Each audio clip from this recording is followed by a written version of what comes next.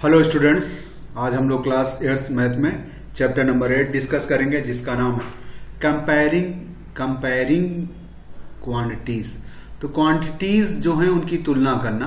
Comparing quantities का मतलब quantities का तुलना करना। तो अब इस चैप्टर में हम देखेंगे कि दो तरह की क्वांटिटीज हैं, तो उनमें क्या ज्यादा है कम है, उनका रेशियोज क्या है, यही मतलब है। तो यही का मतलब होता है कंपेरिजन क्वांटिटी। तो इसमें देखिए सबसे पहले क्या है, रिकॉलिंग रेशियो। रेशियो में कि दो क्वांटिटियों का आपस में प्रोपोर्शन होता है, जैसे कि age of boys and girl, percentage of girl in the classroom, ऐसा है इस तरह का।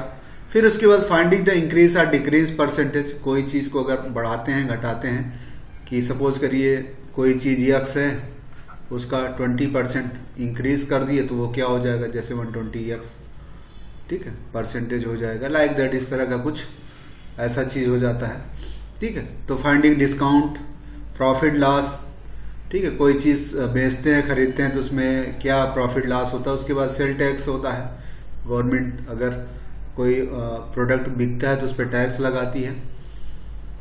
इसी तरह वैट है, वैल्यू एडेड टैक्स है, फिर जीएसटी है, गुड्स एंड सर्विस टैक्स। ये सारे टैक्सेस क्या हैं, कैसे लगता है। फिर उसके बाद कंपाउंड इंटरेस्ट है। तो ये सारे चैप्टर, थोड़ा सा ये चैप्टर में कई पॉइंट्स हैं और थोड़ा सा ये चैप्टर लेंदी ही भी है, क्योंकि इसमें कई पॉइंट्स हैं। सो एक एक करके हम समझते हैं। Let's begin. सो रेशियोज क्या हैं, हम रेशियो क्या बताते हैं। It is quantitative relation between two quantity which reflect the relative size of both quantity. It is simply the mean to compare the quantity. तो कहने का मतलब दो क्वांटिटीज हैं, उनका रेशियो है। जैसे कि हम पहले भी बताए थे एग्जाम्पल, ठीक है, बॉयज एंड गर्ल्स का रेशियो जो है इन द क्लास, ठीक, क्लासरूम में जो है बॉयज और गर्ल का क्या रेशियो होता है, ये है। Suppose in a class there are 20 boys and 40 girl, find the ratio of boys to girl. तो बॉय और गर्ल का रेशियो है, तो सिंपली बॉय पहले आ रहा है, टू गर्ल, तो गर्ल बॉय वाला क्वांटिटी ऊपर लिखेंगे, गर्ल्स का नीचे लिखेंगे, ठीक है। So ratio of boys to girls equal to 20/, इसको सिंप्लीफाई करेंगे, सो ये 1/2 हो जाएगा। 2 1 2 2 2 2। तो इन दोनों का रेशियो 1:2 है। तो मतलब कहने का मतलब अगर क्लास में एक बॉय है तो लड़कियां 2 होंगी, इस तरह का इसका मतलब हुआ। तो लड़कियों की संख्या बॉयज से जस्ट डबल होगी। ये भी एक है। यहाँ पे अगर हम इसको और दूसरे फॉर्म में समझें, अगर बॉयज को बी लिखें, ठीक है, सो बॉयज को हम बी लिखें, सो बी गर्ल को जी लिखें, तो क्या होगा 1:2। अगर इनका क्रॉस मल्टीप्लीकेशन करें तो क्या आ जाएगा, गर्ल्स इक्वल टू 2 बॉयज। तो ये है रेस, मतलब ये गर्ल्स जो है बॉयज की डबल है, ठीक है। तो मतलब इस क्लास में जो है लड़कियों की संख्या ज्यादा है, ठीक, लड़कों से 2 गुना ज्यादा है। लाइक दैट, इस तरह का मतलब है। Find the ratio of 5 metre to 10 kilometre. ये थोड़ा सा अलग चीज है, क्योंकि यहाँ पे जो यूनिट्स होती हैं you should be same quantity होना है, उनकी यूनिट भी सेम होना। तो इनका रेशियो के लिए क्या है, जैसे 5 मीटर है, ठीक है, ए है, इसी तरह जो है, और 10 किलोमीटर बी है। तो ये सेम नहीं है, क्योंकि यूनिट सेम नहीं है, तो दोनों की यूनिट सेम बनाना पड़ेगा। चाहे 5 मीटर को किलोमीटर में बना लीजिए या 10 किलोमीटर को मीटर में बना लीजिए। तो ये मैं बता रहा हूं। इसी तरह आपका 10 किलोमीटर है, ये इक्वल टू क्या, 10 × 1000 मीटर, ठीक है। तो ये आपका क्या हो गया, मीटर हो गया, ठीक है। और तो रेशियो दोनों का क्या होगा, 5:2, 5 इक्वल टू मीटर। तो इसका रेशियो आ जाएगा 5 2 जा, ठीक, 10। सो 1:2000 ऐसा आ जाएगा। ये क्या है, ये बन जाएगा इसको रेशियो, या इसको हम दूसरा बना लीजिए, 5 मीटर इक्वल टू 5/1000 किलोमीटर, ये भी बन जाएगा। ठीक है, तो अब रेशियो आपको लेना है तो 5/1000 किलोमीटर अपॉन 10 किलोमीटर। सो 5 यहाँ आ गया, इसका ये नीचे आ जाएगा तो 10 इंटू 3। ठीक है,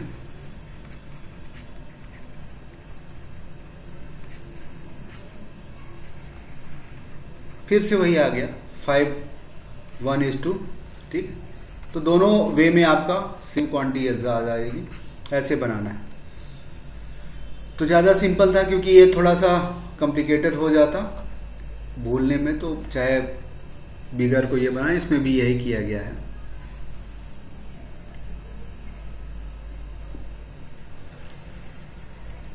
और क्या है, अब परसेंटेज है दूसरा है। अभी तो रेशियो समझ लीजिए, परसेंटेज तो जो एक एक टॉपिक है हेडिंग में, रेशियो है, परसेंटेज है, आपका प्रॉफिट लॉस है, डिस्काउंट है, एक एक समझना है।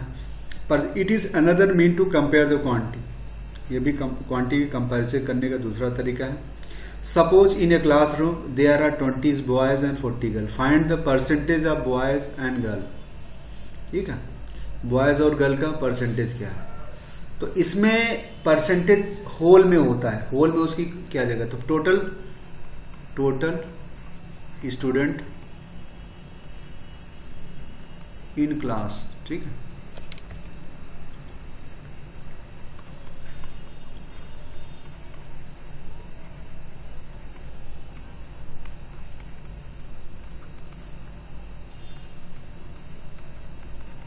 $60।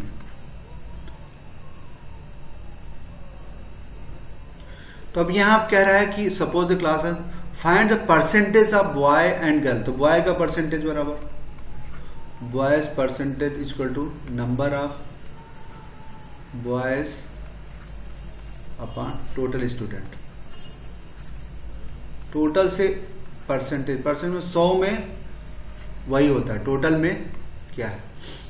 इसको और थोड़ा सा हम समझा देंगे तो 20 60 इंटू क्या है 100 होता है, ये परसेंटेज के लिए 100। अब ये कर लीजिए, सिंप्लीफाई कर लीजिए।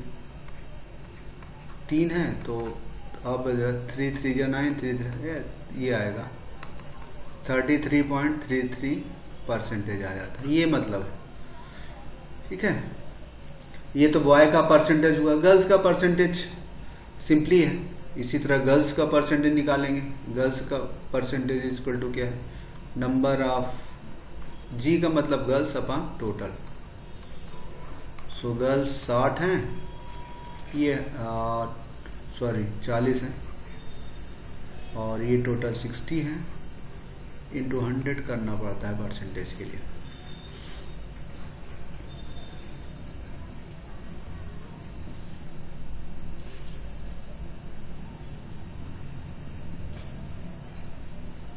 अब ये चीज़ें जो हैं सॉल्व कर देंगे तो यहाँ से ये कट गया 4/6 इंटू 100, इसको सॉल्व करेंगे 400/6 सॉल्व करेंगे 66.66% आ जाएगा।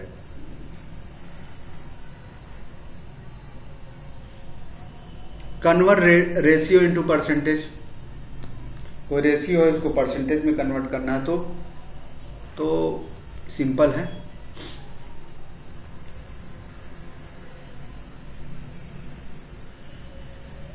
कोई रेशियो को परसेंटेज में कन्वर्ट करना है तो सिंपली आपको 100 से मल्टीप्लाई कर दीजिए।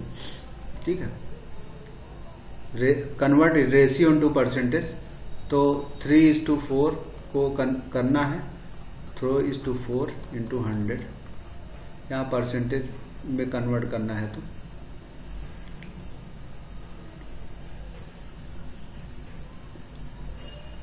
ठीक है 100%। तो ये सॉल्व कर लेंगे तो 4 25 हो जाएगा 75%। आपको पता होना चाहिए कि 1% इक्वल टू 1/1000 होता है, ऐसा मतलब है। ठीक है, तो यहाँ पे अगर ये क्योंकि 3/4 है, इसमें 1 से मल्टीप्लाई कर दीजिए और इसकी जगह क्या कर दीजिए, 1 की जगह 100 इंटू 1/100 ऐसे कर दीजिए और इस 1/100 की जगह परसेंटेज साइन आ जाता है।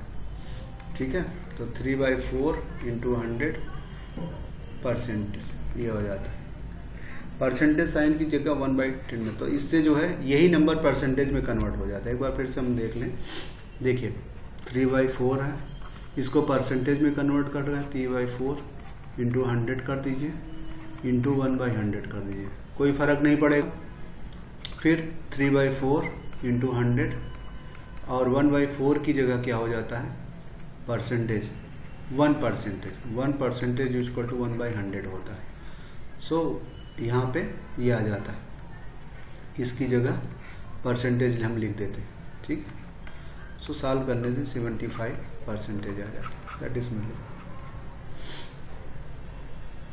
सिंपल होता है, बेसिक चीज़ है। पिछले क्लास में हम लोग परसेंटेज में ये चीज़ें डिस्कस किए हैं। ACT has 50% people like cricket. ACT में 50% पीपुल क्रिकेट खेलते हैं, 40% like football and the remaining like other game. If the population of city is 50 lakh then find out the how many percentage of people like other games. Also calculate the number of people for each type of game. देखिए 3 चीजें यहाँ चाहिए आपको। एक शहर है, ठीक, ACT है, 3 गेम है। सिटी में टोटल पॉपुलेशन कितनी है, 50 लाख आपको, ठीक है। और क्रिकेट को C से डिनोट करते हैं, तो क्रिकेट खेलने वाले कितने हैं, 50%। फुटबॉल को F से डिनोट करते हैं तो 40%। अदर को O से डिनोट करते हैं, ठीक है। तो ये हो जाएगा।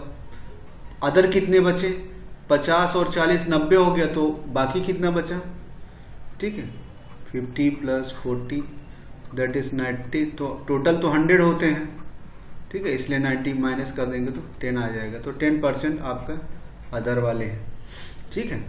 तो कुल मिला के अदर जो है आपके 10%, क्रिकेट वाले 50% और फुटबॉल वाले जो है 40%। टोटल पॉपुलेशन जो है 50 लाख है, ठीक है। ये तो टोटल में 50 लाख है, जिसका मतलब cricket find how many percentage of all other. तो कितने परसेंट अदर हैं, ये तो निकल गया, आपका फर्स्ट पार्ट निकल गया। अब सेकेंड पार्ट है, also calculate the number of people each game. Each game other तो इतना है, नंबर कैलकुलेट करना है, नंबर ऑफ पीपुल। क्रिकेट के लिए कितना है, टोटल 50 है, तो उसका जो है 50 लाख है, तो उसका 50% का मतलब हुआ 50/100% जो है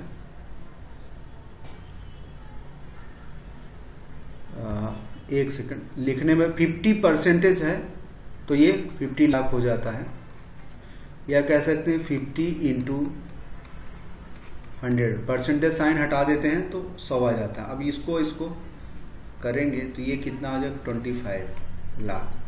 वैसे भी कॉमन चीज देख ली, अगर 50 लाख है उसका आधा जो है 25 लाख होता है, तो सिंपल सी बात है। तो आपका जो है क्रिकेट वाला 25 लाख हो गए। इसी तरह फुटबॉल वालों को क्या है, फुटबॉल में भी 40% है, 40% ऑफ 50 लाख, तो ये हो गया 40/100, परसेंटेज 50 हो गया, घटा दीजिए। तो अब ये हो गया 20 लाख। अदर वाले 10% है, 10 ऑफ 50 लाख, तो 50 लाख, तो ये हो गया 5। तो क्रिकेट 25, फुटबॉल 20 और ये 5, तो तीनों को मिला के 40 आपके हो जाए, 50 हो जा रहे, 25, 20, 50, 55। तो इसका मतलब सारा यूज हो गया, ठीक है। ये कहने का मतलब है। अब नेक्स्ट टॉपिक हमारा रेशियो हो गया, परसेंट। तीसरा, कोई किसी वैल्यू को अगर इंक्रीज करते हैं, परसेंटेज डिक्रीज करते हैं, तो उसकी वैल्यू क्या हो जाती है, वो थोड़ा सा हमको समझना है। इजी कंसेप्ट है। थर्ड पॉइंट है to find the increase or decrease percentage, multiply the percentage given by the actual quantity from which we need to increase or decrease, then to actual quantity add or subtract the obtained quantity to get the final result। तो ये क्या है, कह रहा है कि ये तरीका क्या है कि अगर इंक्रीज डिक्रीज करना है तो सबसे पहले जितना परसेंटेज डिक्रीज करना है उस परसेंटेज का टोटल क्वांटिटी में मल्टीप्लाई कर दीजिए, फिर जितनी वैल्यू आती है उसको इनिशियल वाले में बढ़ा दीजिए या घटा दीजिए। इंक्रीज करना है तो बढ़ा देना है, डिक्रीज करना है तो घटा देना है। देख लेते हैं क्वेश्चन 1।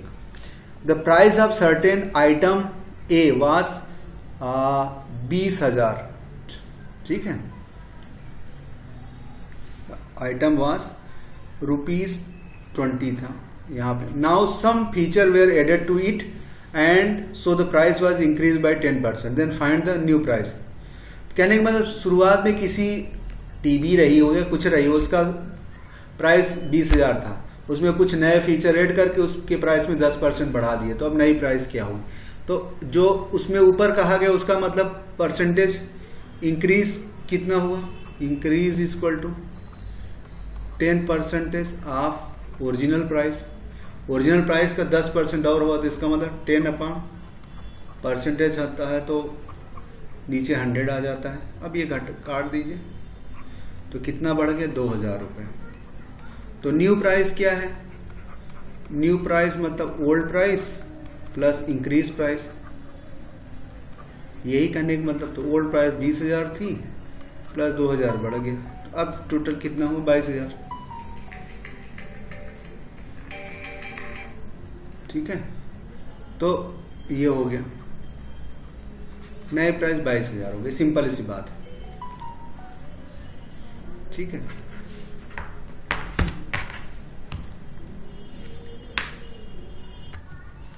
ठीक है, ये था। इसी तरह डिक्रीज करना होता तो डिक्रीज भी हो जाता। ठीक है,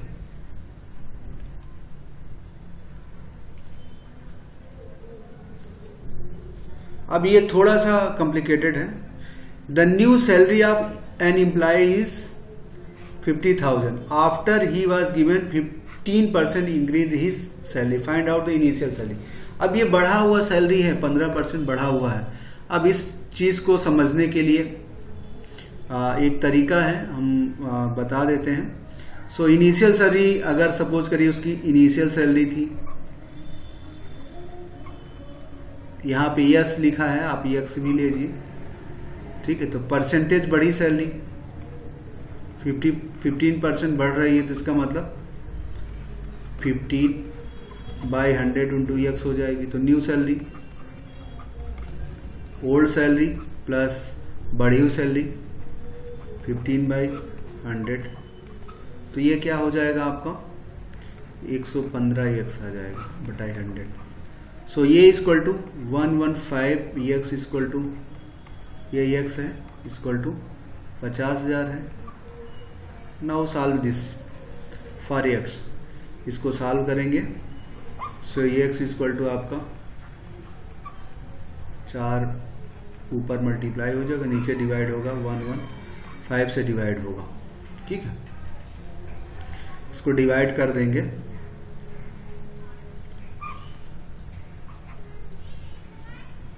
तो 23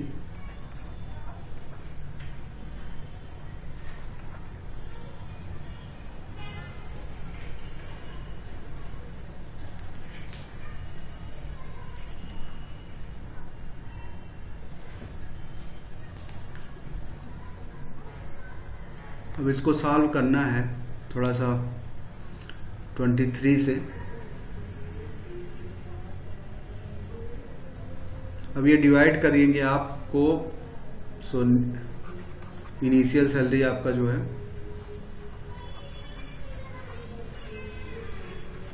थोड़ा इस कॉम्प्लिकेटेड होगा, 23 से डिवीजन होगा।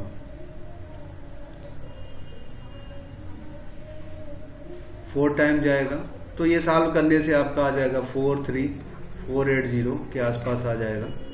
ये इसकी नई सैलरी होगी, ये सॉल्व करना पड़ेगा।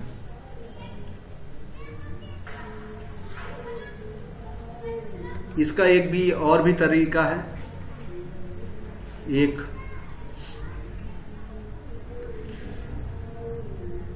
अभी तो ये शॉर्टकट हम नहीं बता रहे हैं क्योंकि आपको लॉन्ग टर्म ही यूज करना पड़ेगा, कंपटीशन में शॉर्टकट आता है।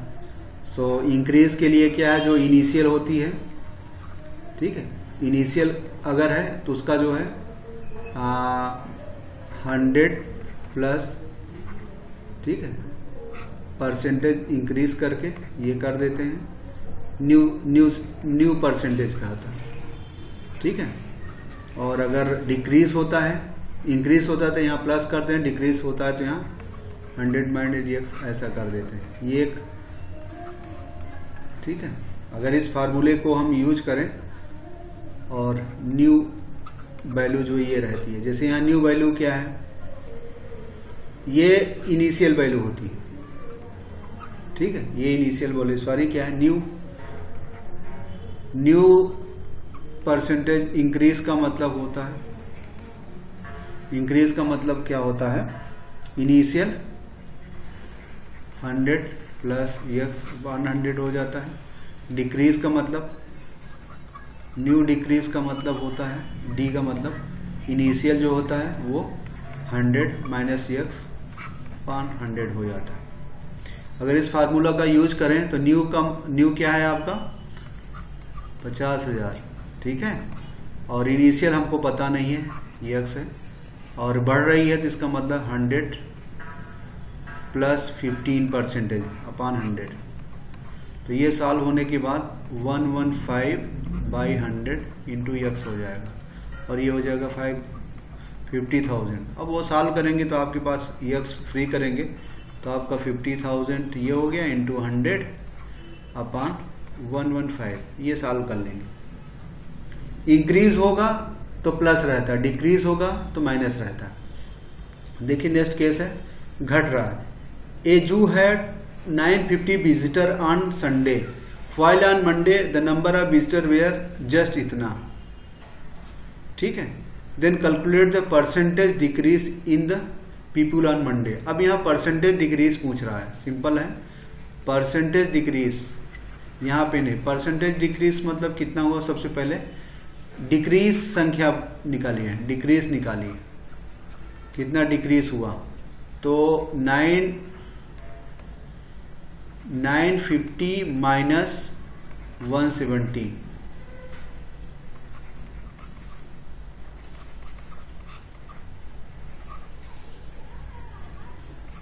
ठीक है, ये होता है।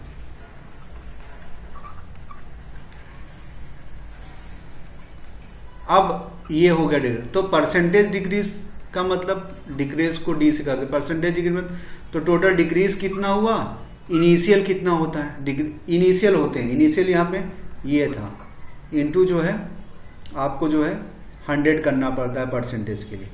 अब इसको सॉल्व कर लेंगे तो आपका आ जाएगा, ठीक है, सॉल्व करेंगे तो आ जाएगा, सॉल्व करने पे 82% आ जाएगा, ठीक। तो कभी डिक्रीज पर देखिए, जो जिससे आपको कंपैरिजन करना पड़ता है वो आपका बेस होता है, नीचे जो बेस होता है, क्योंकि जैसे इस केस में क्या, ए जू हैड इतना विजिटर ऑन संडे, तो संडे के जो संख्या उससे कितना डिक्रीज हुआ है, तो सबसे पहले परसेंटेज है तो नंबर डिक्रीज निकालना है अपॉन इनिशियल नंबर, ठीक है, initial number into 100।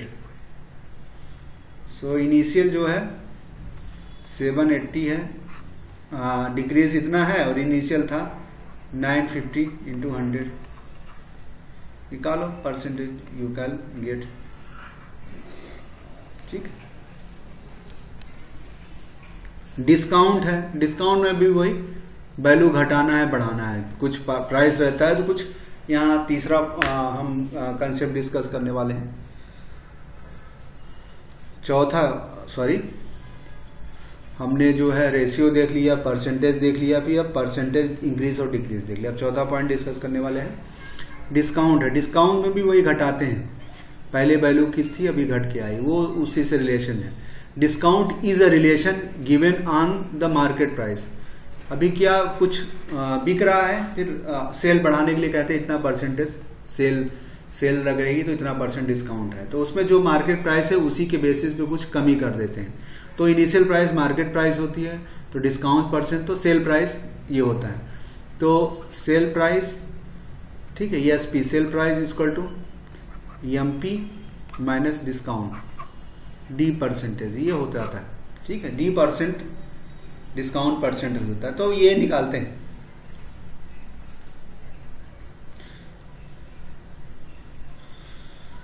Discount is reduction given on market price, this is generally given uttered customer by, customer को करने के बाद। तो डिस्काउंट आपको अगर निकालना है कितना % है, अगर मार्केट प्राइस और सेल्स प्राइस का रिलेशन है तब तो ऐसे निकालेंगे। तो डिस्काउंट प्राइस के लिए क्या है, डिस्काउंट का D मार्केट प्राइस इंटू 100, ये आता है, ये फार्मूला होता है। तो जैसे an mark at item mark इतना इज सोल्ड फॉर इतना, what is discount and discount price. तो पहले मार्केट 840 था, उसको 714 में बेचा गया, तो डिस्काउंट इक्वल टू क्या है, 840 माइनस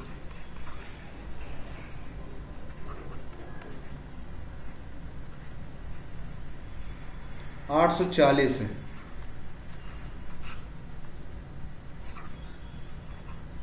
₹126 का डिस्काउंट दिया, ठीक है, 126 का डिस्काउंट हुआ। तो डिस्काउंट प्राइस का मतलब discount upon initial market price into 100 निकाल लीजिए। Discount 126, market price 840 into 100, solve कर लीजिए। सॉल्व करने के बाद आपका ये 15% आ जाएगा। अब हम लोग देखते हैं क्या है। सो ये आपका जो है ये हो गया डिस्काउंट और डिस्काउंट %। अब % का एस्टिमेशन की बात कर रहे हैं, ये भी % का एस्टिमेट है। Following step given below to estimate the % for finding % of X, finding n % of X, ठीक है। तो कोई वैल्यू है उसका X से % निकाला, उसको एस्टिमेट करना है। Rounding off value of X and n to the number whose simplification would be easy. तो कहने का मतलब अगर जैसे अभी पिछले वाले में हम लोगों ने क्वेश्चन में देख लिया था, क्या ये 50,000 में हम लोगों ने देखा था ये अपॉन 115, ये थोड़ा सा इसका मल्टीप्लीकेशन थोड़ा सा टफ था, ठीक है।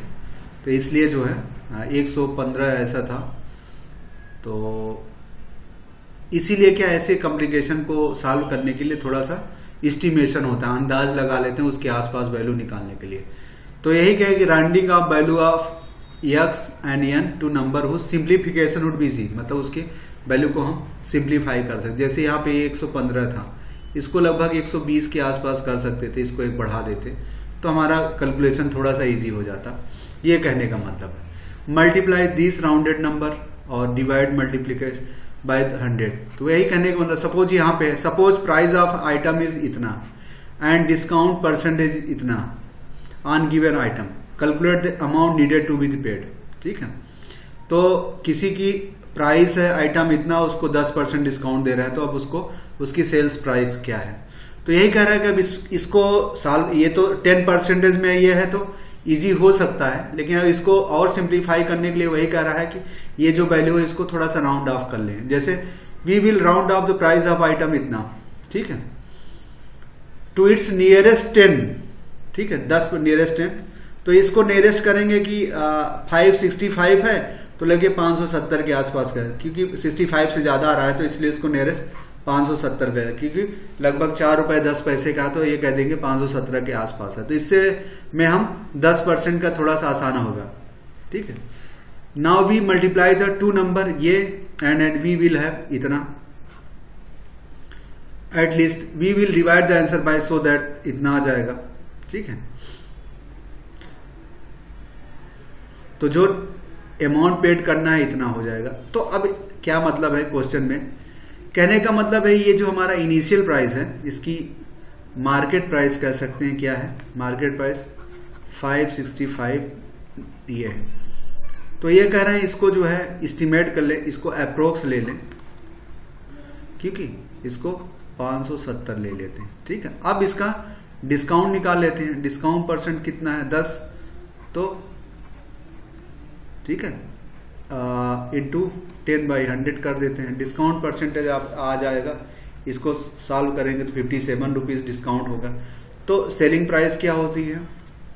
Market price minus discount. So इसकी मार्केट प्राइस 570 थी, इसमें 57 घटा दिए, तो यही है इसकी सेलिंग प्राइस, ये आ गई। ठीक है, 513 आ गया। अगर उस तरह करते तो कैसे होता? देखिए, डिस्काउंट इक्वल टू क्या होगा? 565, इसमें तो हो जाएगा इंटू 10/100। ठीक है, इसमें तो हो जाएगा, तो ये मल्टीप्लाई होने के बाद आपका आ जाएगा ये और ये 10 से डिवाइड करेंगे तो ये आ जाएगा 56.59, ये आसपास आ जाएगा। सो डिस्काउंट आपका सेलिंग प्राइस इक्वल टू क्या आ जाएगा? मार्केट प्राइस 565.90 माइनस 56 क्या है 59 आ जाएगा। तो इसको ऐसे कर सकते हैं, यहाँ पे 565.9 हो जाएगा और ये 56.59 हो जाएगा। ठीक है, अब ये करेंगे 1 3, ये 9 0 और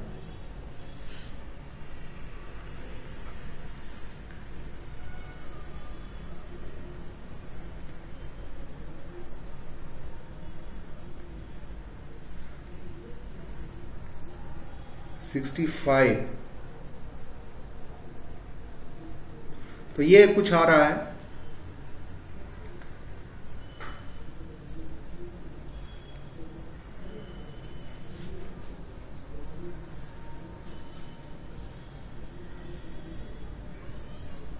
ये 5 रुपए बढ़ाया था, क्योंकि उसने लगभग 4 रुपए 90 पैसे बढ़ाया था। अगर 4 रुपए 90 पैसे इसमें बढ़ा देंगे तो ये 409 रुपए 31 पैसे आ रहा है। ठीक है, 4 रुपए बढ़ाएंगे तो 13 हो जाएगा, 413 आ जाएगा। तो ये 413, तो थोड़ा सा डिफरेंसेस है। ओरिजिनल एक्चुअली में ये होना चाहिए। बहुत बड़ी क्वांटिटी होती है तो ये चीजें हो जाती हैं। ठीक है, अदरवाइज ये डिस्काउंट एस्टिमेट करेंगे तो इतना आएगा, लेकिन एक्चुअली में 409 रुपए इतना आ रहा है। ठीक है, 409 के आसपास, 410 कह सकते हैं, 410 के आसपास आ रहा है। 400 की 500, 57 3 और 15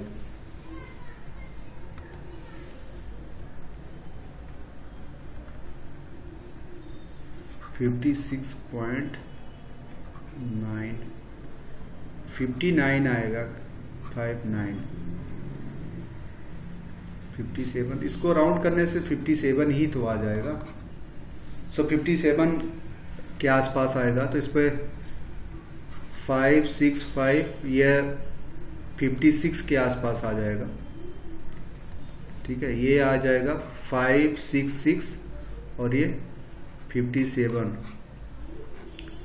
16 9 0 5, 504 के आसपास आ रहा है, क्योंकि लगभग 4 रुपए बढ़ा रहा है इसलिए 13 आ रहा है। तो एक्चुअली में अगर उस तरह का एस्टिमेट करेंगे तो ऐसा हो जाएगा। ये जो कह रहा है उसका दूसरा तरीका, लेकिन हमें कहने का ये मतलब है कि अब इसमें कह रहा है कि round of value of x, तो यहाँ राउंड ऑफ करेंगे तो मैक्सिमम वैल्यू अगर राउंड ऑफ करते हैं तो ये राउंड ऑफ टू 10 कह रहा है, 10। तो इसके पास जो 10 आएगा वो कह रहा है कि इसके बाद जो 10 आ जाएगा, लगे 65 के बाद जो 10 आएगा वो लगभग 70 के आसपास आएगा, ये कह रहा है।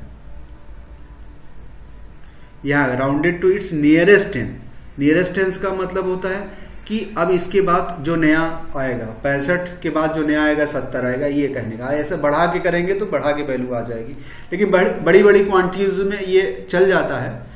ठीक है, अभी ये 400 500 में दिख रहा है, अगर ये हजारों में होता ठीक है, 5365 ऐसा होता तब ज़्यादा डिफरेंस नहीं आता।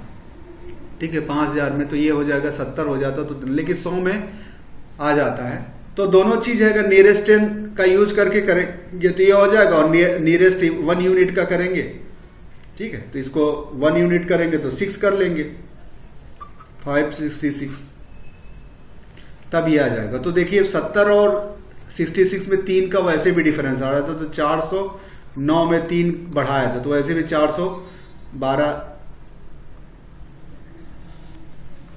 500 आ रहा है। ठीक है, मेरे थोड़ा मुझे माइनस करने में कोई डिफरेंस आ रहा होगा। ठीक है, 566 और ये हम क्या करते हैं, और ये हम 57 कर रहे थे। हाँ सही है, तो यहाँ तो 5 आएगा ही ना, यहाँ 9 आ जाएगा और यहाँ 0, 509 आएगा। सॉरी, हम हमेशा 4 ले रहे थे बाई मिस्टेक, यहाँ से कैरी नहीं होगा। ठीक है, 509 आएगा, 3 बढ़ रहा था इसलिए होगा। तो ये जो आपका अगर नियरेस्ट 10 करते हैं तो ऐसा आएगा, अगर नियरेस्ट यूनिट प्लेस करेंगे तो ये आ जाएगा। जैसे नियरेस्ट यूनिट प्लेस हमने नियरेस्ट यूनिट लिया था तो 566 ले लिया था। अगर अब ये इसको भी हटाने के लिए ताकि और सिंपल हो जाए कैलकुलेशन, इसलिए इसने 570 ले लिया और 10% निकाले तो आराम से कट गया, ज्यादा डिवीजन की लफड़ा नहीं है, 57 आ गया। ये कहने के बाद इसलिए इसने इस डिजिट को 10 बनाया है। अब वो आपके पास जो ऑप्शन है, जिस कंडीशन में कहेगा उसके बेसिस पे आपको करना है। अब यहाँ भी सेलिंग प्राइस और कास्ट प्राइस और मार्केट प्राइस में क्या रिलेशन है वो बता रहा है। ठीक है, सो आपका जो है एक सीपी क्या होता है, कास्ट प्राइस होता है, ईएमपी क्या होता है, मार्केट प्राइस होता है, ईएसपी क्या होता है, सेलिंग प्राइस होता है। मार्केट प्राइस क्या मतलब, जिसमें उस बाजार में उसके ऊपर जो लिखा है और जो एक्चुअली में बिकता है उसकी सेलिंग प्राइस है। कस्टमर जितना पैसा देता है वो सेलिंग प्राइस है, और किसी प्रोडक्ट के ऊपर जितना लिखा रहता है वो मार्केट प्राइस होता है। कास्ट प्राइस क्या होता है कि कोई सेलर जो है, दुकान वाला कितने में वो खरीदता है वो उसकी कास्ट प्राइस होती है। ठीक है, क्योंकि कोई सेलर है खरीदेगा फिर उसको बेचेगा तो वही उसका प्रॉफिट या लॉस होता है। ठीक है, ये चीज है। तो cost price the actual amount that a manufacturer spend to produce a product or to provide the service is known as cost price. वही है कि जो बनाने वाला है वो कितने में बेचता है होलसेलर को, वही उसकी कास्ट प्राइस है। सपोज इट कास्ट, ठीक, अगर वो उसमें प्रॉफिट जोड़ेगा तो वो हो जाएगा उसका। Suppose it cost 30,000 rupees to a car manufacturer to produce a car. 30,000 में तो कोई कार नहीं है, then this price will be known as this cost price. तो कोई कार 30,000 में नहीं आती, लेकिन हाइपोथेटिकल क्वेश्चन में कुछ भी हो जाता है। तो कह रहा है कि कोई कार बनाने वाला है, भी प्रॉफिट जोड़ेगा। Selling price the price at which product is sold in market is known as selling price.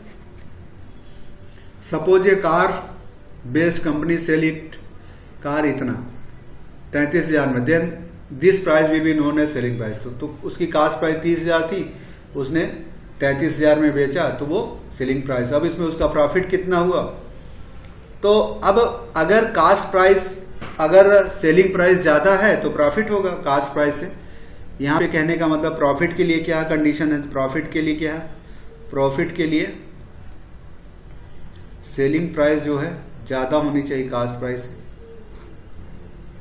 ठीक है, सेलिंग प्राइस कास्ट प्राइस से ज्यादा होना चाहिए। तो हमारा सेलिंग प्राइस है, प्रॉफिट सेलिंग प्राइस हमारा, जैसे यहां सेलिंग प्राइस 33,000 था, कास्ट प्राइस 30,000 था। ठीक है, तो इनको घटाएंगे तो 3,000 आ जाएगा।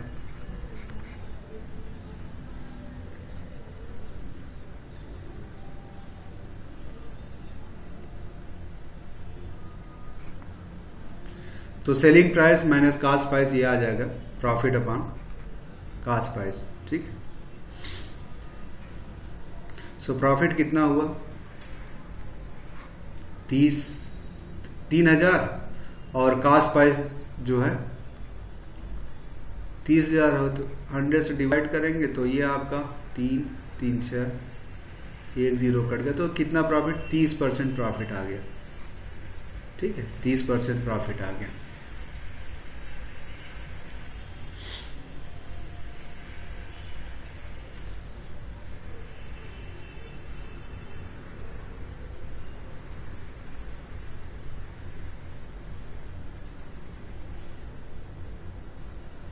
अब यहाँ पे एक क्वेश्चन है कि कोई मैन्युफैक्चरर कुछ बना रहा है तो उसका कास्ट प्राइस 1000 है, लेकिन उसने बेचा 1500 में, तो बताइए उसका प्रॉफिट है कि लॉस है, तो कितना परसेंटेज। सिंपली सी बात है, उसका यहाँ पे cost CP equal to 1000, selling price 1500, so profit कितना हुआ, एसपी माइनस सीपी, तो ये हो जाएगा 500। अगर परसेंटेज प्रॉफिट पूछेगा तो प्रॉफिट 500 यहाँ पे कास्ट प्राइस पे आता है। ठीक है, प्रॉफिट जो है हमेशा कास्ट प्राइस पे, लॉस या प्रॉफिट हमेशा कास्ट प्राइस पे होता है। तो कट करेंगे तो ये कितना आ जाएगा, 50%, 50% उसको फायदा हो रहा है। ठीक है,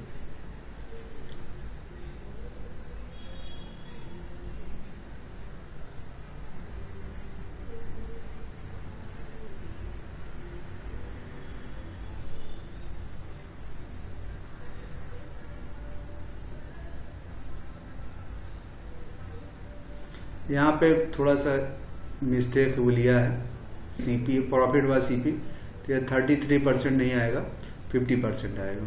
ठीक है, इसमें पीपीटी में थोड़ा मिस्टेक है क्योंकि कास्ट प्राइस पे ही निकाला जाता है profit. A shopkeeper brought 100 bulb at the price of 5, but out of them 10 bulb were not working and the remaining were sold at the price of 5 each, find the profit. तो कहने के बाद 100 bulb में 5 रुपए में खरीदा था, लेकिन 10 काम नहीं कर रहे हैं। ठीक है, तो उसकी जो है अब कितने काम है, इसमें देखना है कि कास्ट प्राइस तो उसका कितना होगा, यही होगा 100 गुणे 5, 500 रुपए होगा। सेलिंग प्राइस उसका कितना होगा, अब 97 ही बचा, कितना उसका काम का 10 बल ना 10 नहीं है तो इसका 90 ही सही है, और 7 में बेचा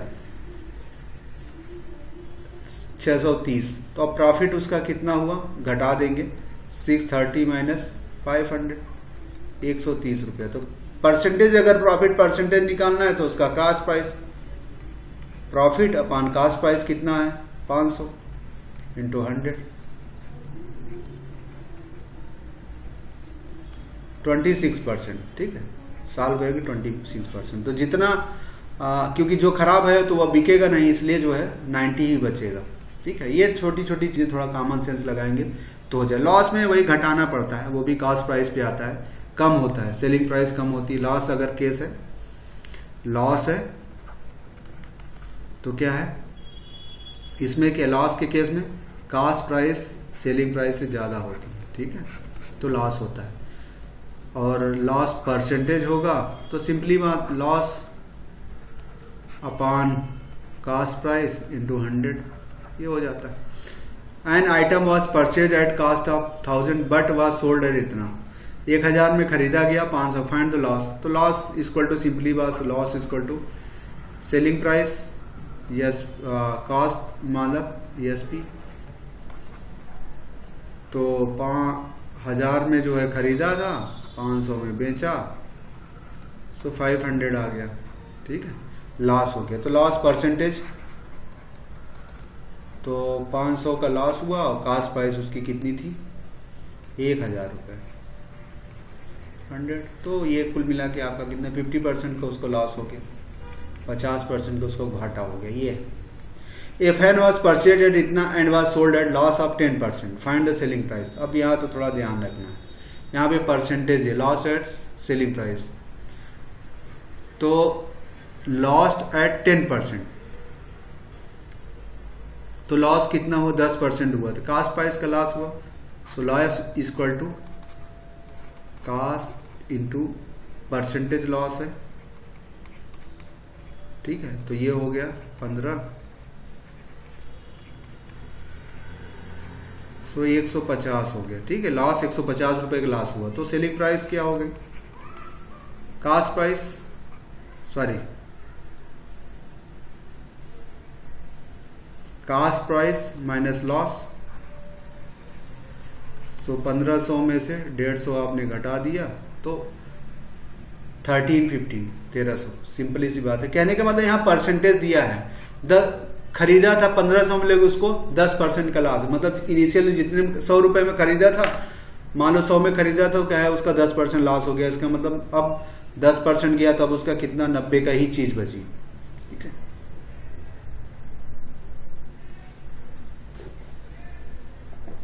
शुरू में जो था उसी का 10% खत्म हो गया, ये कहने का मतलब।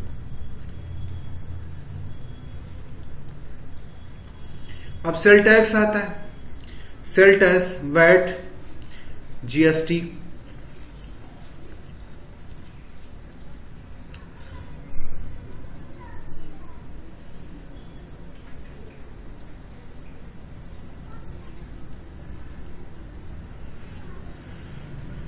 सेल टैक्स नया टॉपिक, चीजें हैं, सिंपली उसी से है।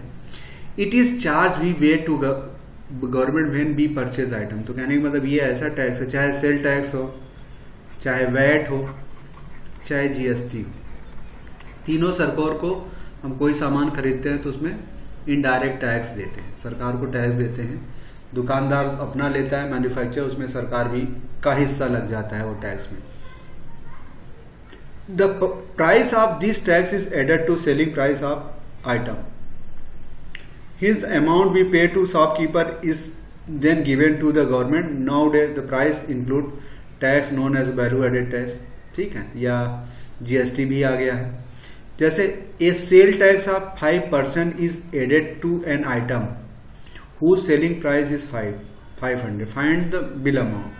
तो इसमें क्या सेलिंग प्राइस के अलावा उसके टैक्स भी जोड़ के देते हैं। तो टैक्स, अब यहाँ tax required to pay for this item equal to 5/100 into selling price. ठीक है, 25 रुपए। The bill amount will be sale price plus tax, ये आ जाता है। फिर से देख लेते हैं।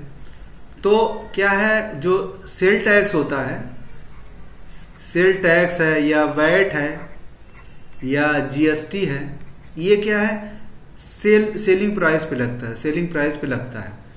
तो अगर 5% सेलिंग वैट है तो इसका मतलब सेलिंग प्राइस में सेलिंग प्राइस का 5% और जोड़ देते हैं। ठीक है, ये कहने का मतलब वो और वो पैसा तब हम दुकानदार को देते हैं। जैसे यहाँ पे कि a sale tax of 5% is added to an item whose selling price is 500, find the bill amount. तो दुकानदार को कितना हो, तो सेलिंग प्राइस कितना है, 500 रुपए, परसेंटेज सेल टैक्स कितना है, 5%। इसका मतलब सेल टैक्स इक्वल टू कितना हुआ, sale tax equal to 500 into 5%, काट दिए तो ये 25 रुपए हुआ। तो बिल अमाउंट का मतलब BA, बिल अमाउंट मतलब selling price plus sale tax, ये हो गया। सेलिंग प्राइस 500 रुपए था, फिर 25 रुपए जोड़ दिया तो 525 रुपए हुआ। दूसरा एक और है, a machine was purchase at इतना including 5% VAT, find the price before VAT be added. अब इसमें क्या है,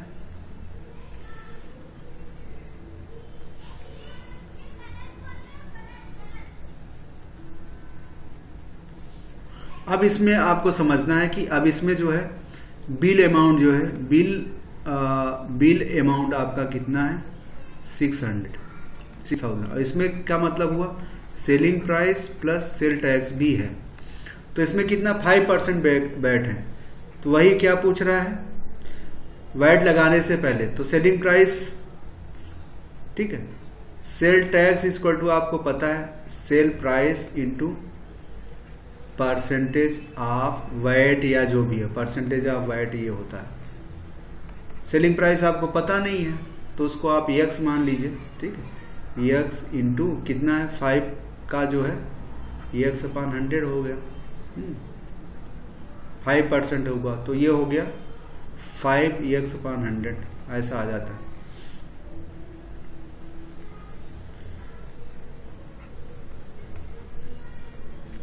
बिल अमाउंट कितना है, bill amount equal to selling price plus sale tax. Bill amount आपका कितना है, 6000, सेलिंग प्राइस आपका जो है हमने x लिया है और ये सेल टैक्स कितना हो 5x हो गया। इसको सॉल्व करेंगे तो ये आ गया 105x upon 100। So x equal to आपका आ जाएगा 6000 अपॉन 100 अपॉन 105 ऐसा आ जाएगा। अब इसको सॉल्व करेंगे you will get the amount.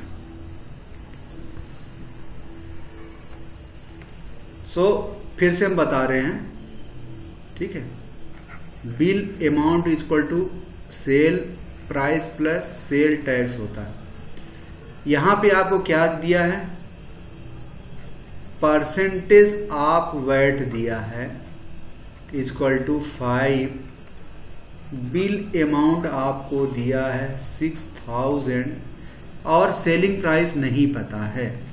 तो सेलिंग प्राइस को आप x ले लीजिए, S P equal to x, और आपको सेल टैक्स इक्वल टू आपको पता है कि सेलिंग प्राइस इनटू वैट का परसेंटेज, ठीक है, वैट का परसेंटेज होता है। तो सेलिंग प्राइस x है, वैट परसेंट कितना है इंटू 5 अपॉन 100, तो आपका सेल टैक्स कितना होगा 5। अब क्या क्या आपको मिल गया इस फार्मूले में, बिलिंग अमाउंट मिल गया, ESPX है, सेल टैक्स मिल गया, तो रख दीजिए इस फार्मूले में जो हमारा था। इसमें बिलिंग अमाउंट आपका 6000 हो गया और ESP आपको x पता है और ये 5x अपॉन 100 हो जाएगा।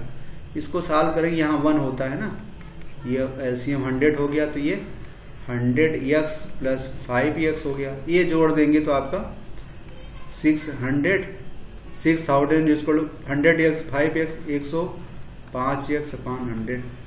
सो x को फ्री करने के लिए 100 से मल्टीप्लाई करेंगे, 105 से डिवाइड कर देंगे, तो ये आ जाएगा इतना।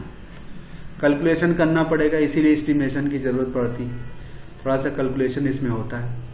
नेक्स्ट हमारा कंपाउंड इंटरेस्ट है। थोड़ा सा ये भी इंटरेस्टिंग टॉपिक्स है क्योंकि कंपाउंड इंटरेस्ट है CI, ठीक है, सिंपल इंटरेस्ट है। लास्ट क्लासेस में हमने पढ़ा था सिंपल इंटरेस्ट में क्या होता है, कंपाउंड और सिंपल इंटरेस्ट में हम डिफरेंट आपको बता देते हैं क्या होता है।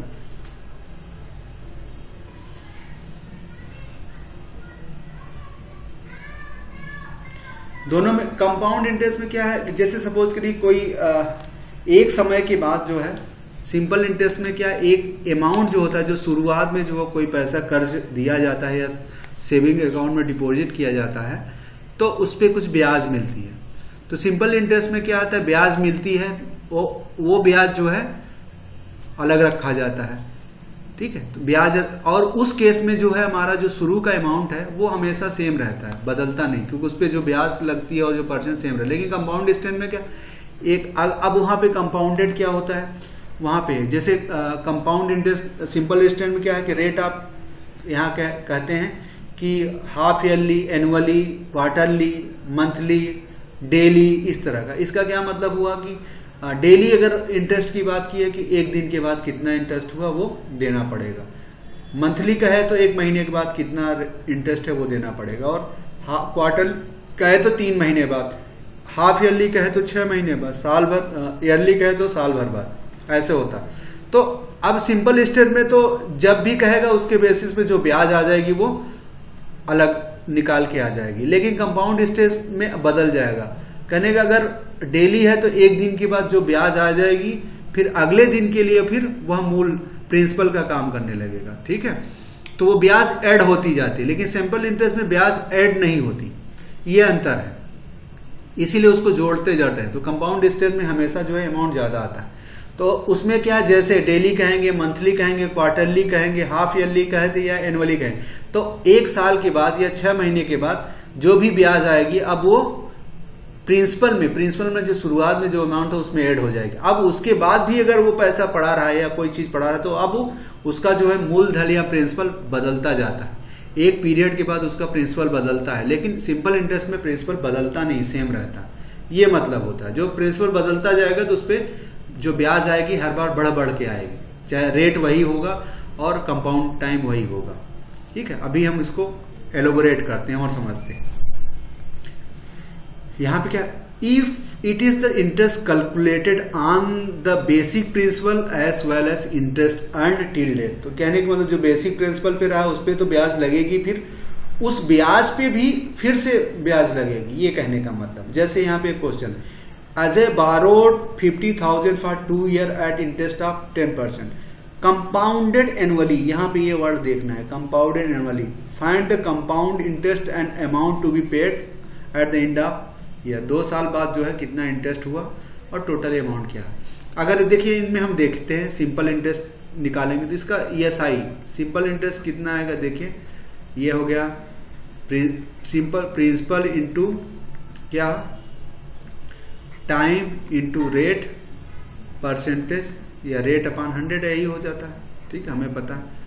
तो P कितना है 50,000, टाइम कितना है 2 साल, रेट है इतना, इसको सॉल्व करेंगे तो कितना हो जाएगा 1,000 रुपये।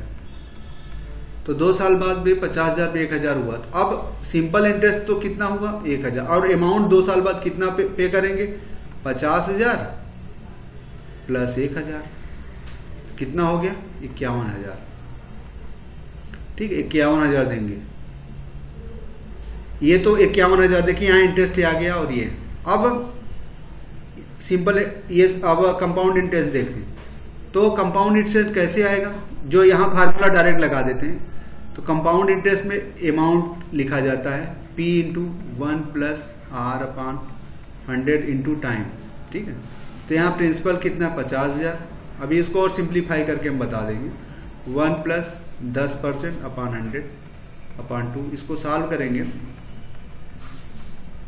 इसको सॉल्व करेंगे तो ये आ जाएगा आपका 11/10 का स्क्वायर। इसको और सिंप्लीफाई करें 1 2 3 4, 11 इंटू 11 अपॉन 10 इंटू 10, तो 2 0 ये काट देगा, ठीक है।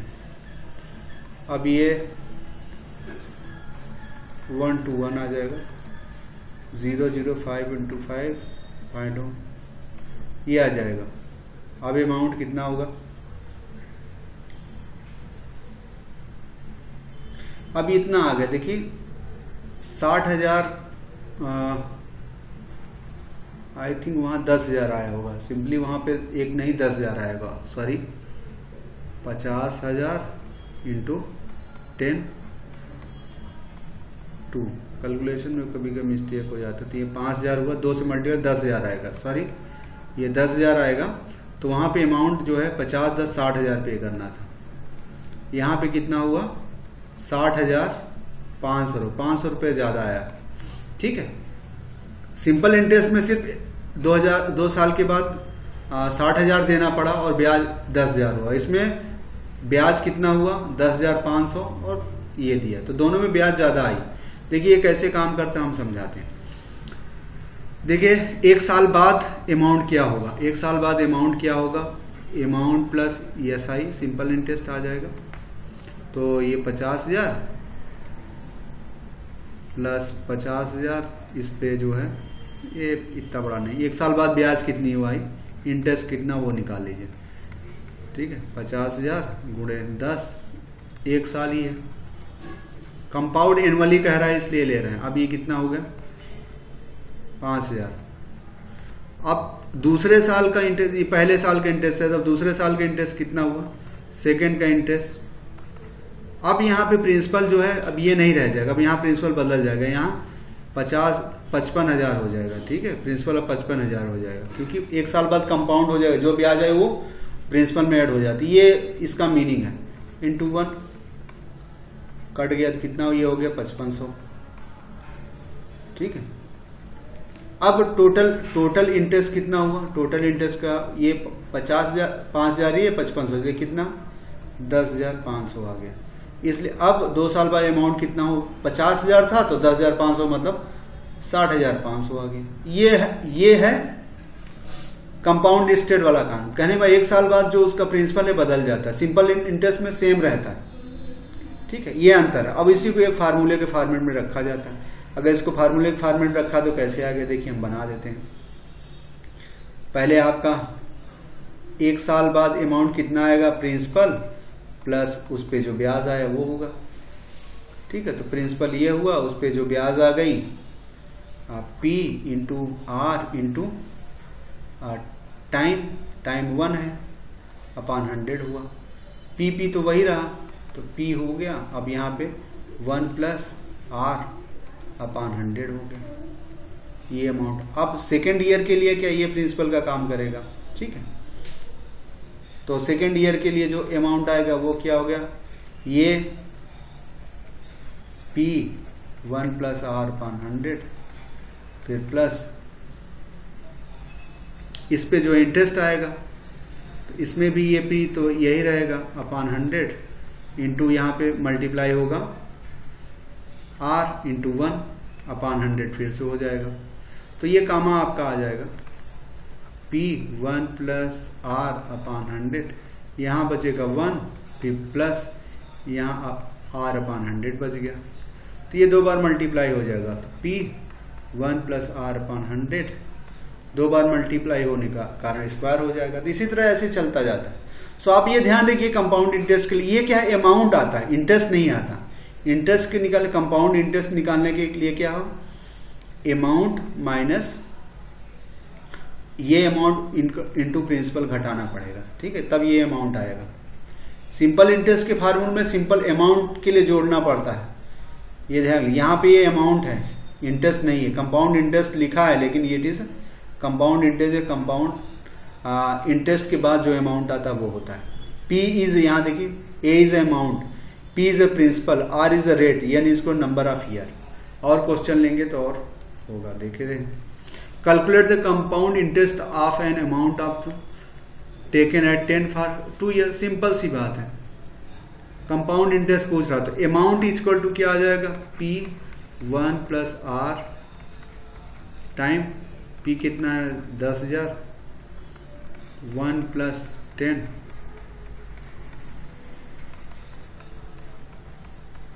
ये हो गया कटा, तो 11 इंटू 11, सॉरी 11 अपन 2 स्टेप कर देंगे तो गड़बड़ हो जाएगा।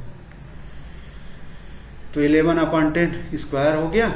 सो ये सॉल्व होने के बाद आपका 10,000 इंटू 11 यहाँ पे 10 इंटू 10 करेंगे, कट के आ जाएगा। तो ये आ जाएगा 1000 टू 1 टू 1, सो 1 टू 1 ये 21 इतना आ गया।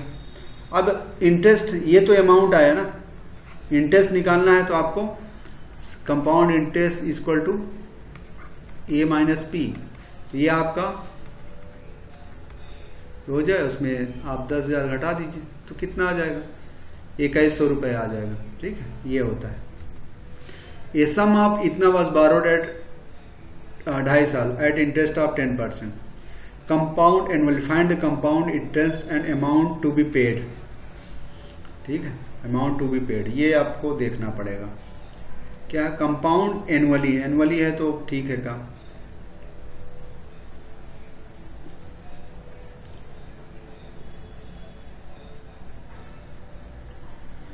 यहाँ पे देखिए 2.5 साल का है तो थोड़ा सा इशू अलग है, क्योंकि अगर इसको यूज करेंगे 2.5 साल में तो अमाउंट इक्वल टू क्या होगा, P 1 प्लस R अपॉन 100, तो ये 2.5 साल आएगा। 2.5 साल का मतलब क्या हुआ, 2:1/2 इक्वल टू 5/2 ईयर आएगा।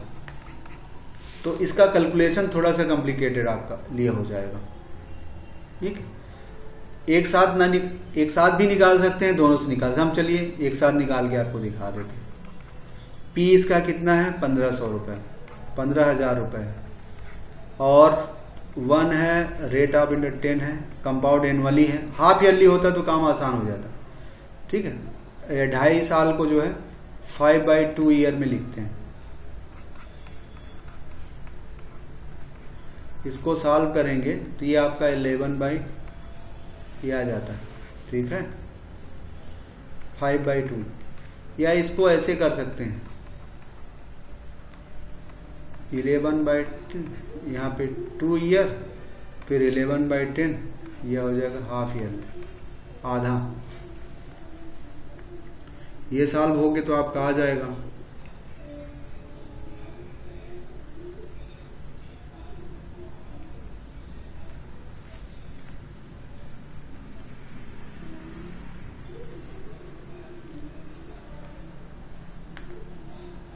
इसमें ये काफ़ी कॉम्प्लिकेटेड आ जाएगा, ठीक है, इसका ये कॉम्प्लिकेशन आ जाएगा। इसी से बचने के लिए, क्योंकि यहाँ सॉल्व हो जाएगा, ये कॉम्प्लिकेटेड है, तो इससे बचने के लिए आपको क्या करना पड़ेगा। ये हाफ ईयरली होता तो आपका आसान, कंपाउंड एनुअली हाफ ईयरली होता। इससे बचने के लिए क्या करें कि सबसे पहले 2 साल का निकाल लें। 2 साल का अमाउंट निकाल लेंगे तो आपका काम आसान हो जाएगा, क्योंकि 2 साल बाद 1 + 10/100/2 ये करेंगे तो 15। इसको सॉल्व करने के बाद ये 11 आता है, 10 1 2 कर लिए तो 15 150 में 1 to 1 है। ये मल्टीप्लाई करने के बाद आपका जो है ये हो जाता है 150 आ जाएगा। तो ये तो हो गया। अब ये क्या हो गया, अगले आधा साल के लिए प्रिंसिपल का काम करेगा ना, अगले आधा साल के लिए। तो अब जो है उसके लिए इंटरेस्ट जो क्या आ जाएगा, ये तो अमाउंट है, तो 18150 into half year into rate इतना है अपॉन 100 सॉल्व करेंगे। 2 से होगा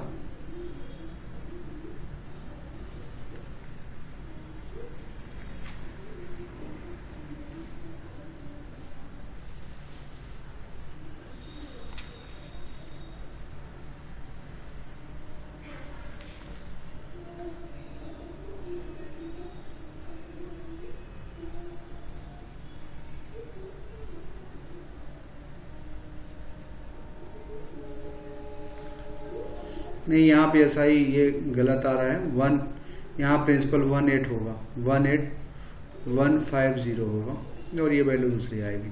सॉल्व करते हैं, क्या आएगा, 9 हो जाएगा।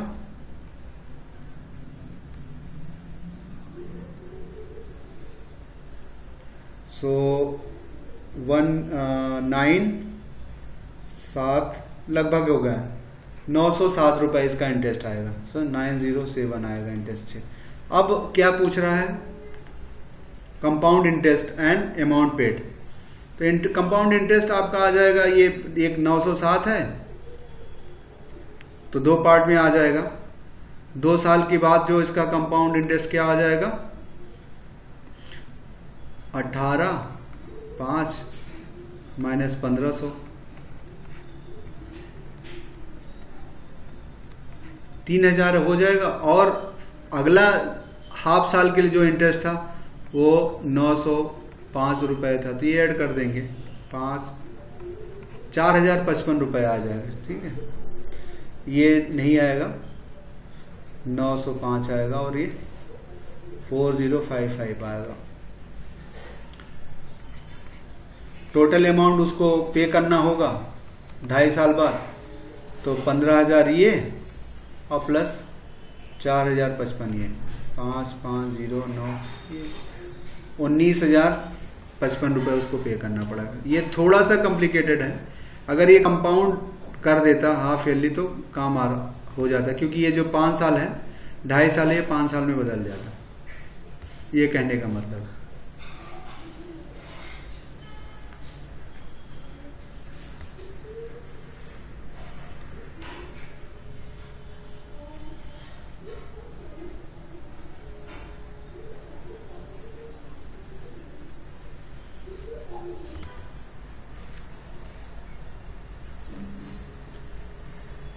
हाफ ईयरली, देखिए यहाँ पे हाफ ईयरली का कंसेप्ट आ गया। तो वह जो इसमें क्या होता है, जो ईयर होता है वो डबल हो जाता है। जैसे यहाँ पे है, find the compound interest on इतना for 2 year at 10% half yearly. तो यहाँ प्रिंसिपल ये है, रेट ऑफ इंटरेस्ट है, और रेट ऑफ हाफ ईयरली में रेट आधा हो जाता है, टाइम दुगना हो जाता है, बस ये अंतर है, ठीक है। रेट आधा हो जाता है, हाफ ईयरली में रेट हाफ हो जाएगा।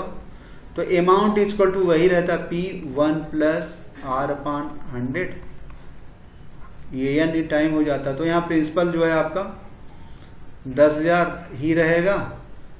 अब यहाँ पे रेट जो है 5% हो जाता है और ये टाइम 2 की बजाय 4 हो जाता है। अब इसको सॉल्व करना पड़ता है, यहाँ पे फार्मूला है, सॉल्व करेंगे तो ये आ जाता है। Find the amount which Ram will get on इतना if he gave it to 18 month at the per annum interest being half yearly. Half yearly है और 18 महीने हैं तो 18 महीने में कितनी हाफ ईयरली, 3 हाफ ईयरली हो जाता है।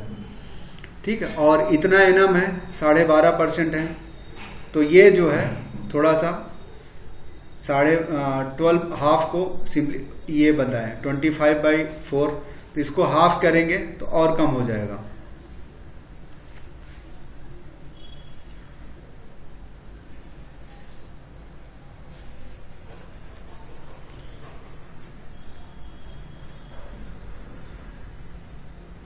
सो रेट यहाँ पे ये जो दिखा रहा है ये 8 हो जाएगा क्योंकि आधा हो जाएगा। So you will gate 8। ये थोड़ा इसका कैलकुलेशन, कंपाउंड इंटरेस्ट में कैलकुलेशन थोड़ा सा टफ होता है क्योंकि इसमें काफ़ी होता है। 1 + 25/8/100 होता है। ठीक है, ये हो गया। क्योंकि हाफ ईयरली है तो इसमें 3 हो जाएगा, तो इसमें 3 हो जाता है। 25 चौका 100, ये काफ़ी कॉम्प्लिकेट कैलकुलेशन हो जाएगा। इसमें 6000 आ रहा है। So I think is a complicated calculation.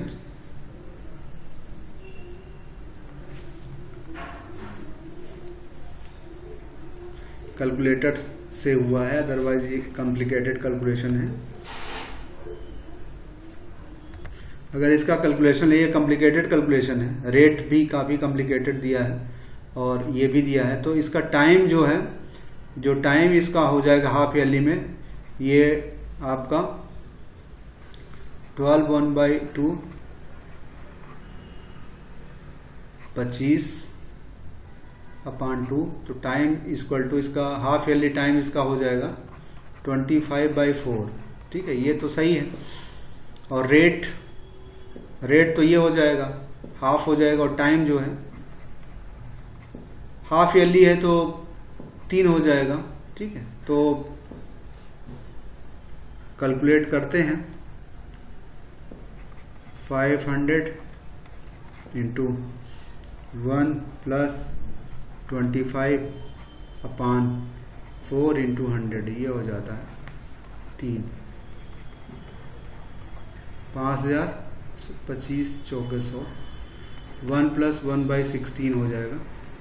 इसको सॉल्व करेंगे तो 5000 × ये 17/16,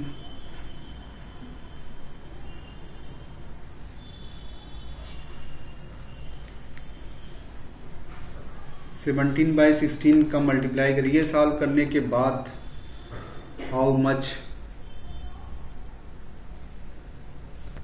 इसका सोल्यूशन सॉल्व करने के बाद लगभग इतना आएगा, लेकिन एग्जैक्टली आपका आएगा 599731, ये सॉल्व आएगा तो लगभग 6000। ये एस्टिमेट कर लिया है, अंदाज लगा लिया। अब यहाँ पे ये 1 पॉइंट, ठीक है, ये इसका रेशियो जनरली 16 है तो 1 से ज्यादा आएगा।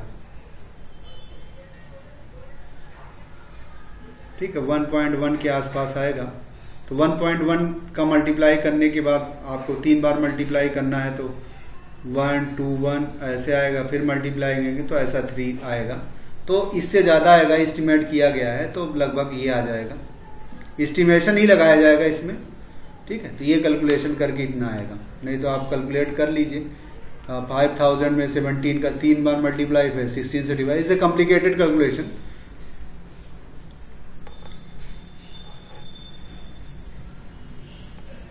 कंपाउंड इंटरेस्ट का एप्लीकेशन क्या है? मेनी प्रैक्टिकल, तो इसमें पॉपुलेशन का जो बढ़ना घटना है कंपाउंड होता है, बैक्टीरिया के ग्रोथ रेट में निकाले जाते हैं, और प्राइस इंक्रीज डिक्रीज में ये सारा जो है कंपाउंड इंटरेस्ट का फार्मूला यूज होता है।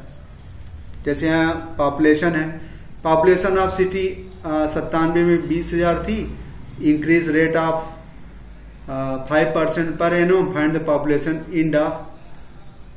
ठीक है, 3 साल बाद 97 है तो 3 साल बाद निकालेंगे।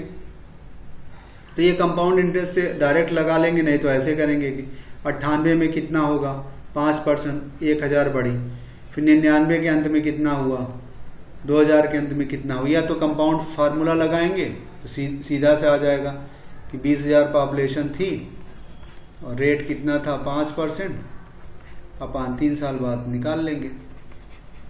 2 3 4 into 21/20 into 3, 21 into 21 into 21 upon 20 into 20 into 20। Solve करेंगे, 1 2 3 0 ऐसे हो जाएगा, 1 0 ऐसे कटेगा। 10 इंटू 21 21 इंटू 21 अपॉन 1 4 बच रहा है। सॉल्व करेंगे, 5 आएगा, ये 2 बचेगा। ये इस तरह का कैलकुलेशन कॉम्प्लिकेटेड होता है, सो ये इस तरह का कैलकुलेशन करके आ जाएगा।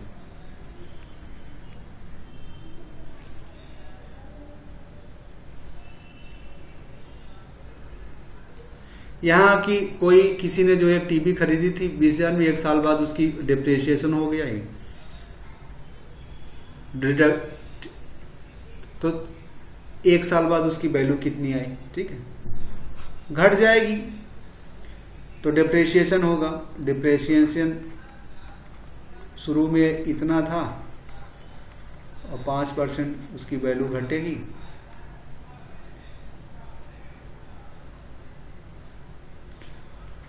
निकाल लेंगे, तो ये कर देंगे तो इसका रिडक्शन वैल्यू जो है 1 साल में उसकी वैल्यू इतनी घटेगी, तो 1 साल बाद उसकी वैल्यू कितनी हो जाएगी, 21,000 में से इतना घटा देंगे, वही डिक्रीज हो रहा है। तो अब ये 19950 आ जाएगा। अब कह रहा है कि अब इसको चाहे तो कंपाउंड इंटरेस्ट का यूज करके कर सकते हैं, बढ़ने के बजाय घट जाएगा। तो 21,000 को 1 माइनस, अब यहाँ बढ़ नहीं रहा है तो घट रहा है तो माइनस लगा देंगे, वही 1 साल है तो वहाँ 1 लिखेंगे, 21 है 20, 1 घटाएंगे तो ये 19 आ जाएगा 20। सॉल्व कर लेंगे, 2 से करेंगे,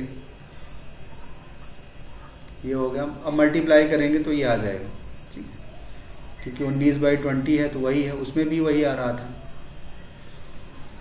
इतना हो जाएगा। तो डिप्रिसिएशन में घट रहा है, तो और एक्सरसाइज करेंगे तो चीजें सिंपल हो जाएंगी। डिस्काउंट समरी है, डिस्काउंट क्या है, मार्केट प्राइस पे और मार्केट प्राइस और सेल्स प्राइस में जो डिफरेंस है वो डिस्काउंट हो जाता है। डिस्काउंट परसेंटेज मार्केट प्राइस में मिलता है, ठीक है।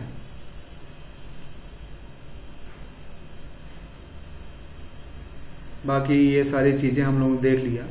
जीएसटी और वैट वगैरह क्या जो सेल प्राइस होता है उसके ऊपर लगाया जाता है, ठीक है। और हम लोग एक्सरसाइज करेंगे तो ये चीजें और हो जाएगी सेकेंड पार्ट जब हम लेंगे तो। Till then thank you.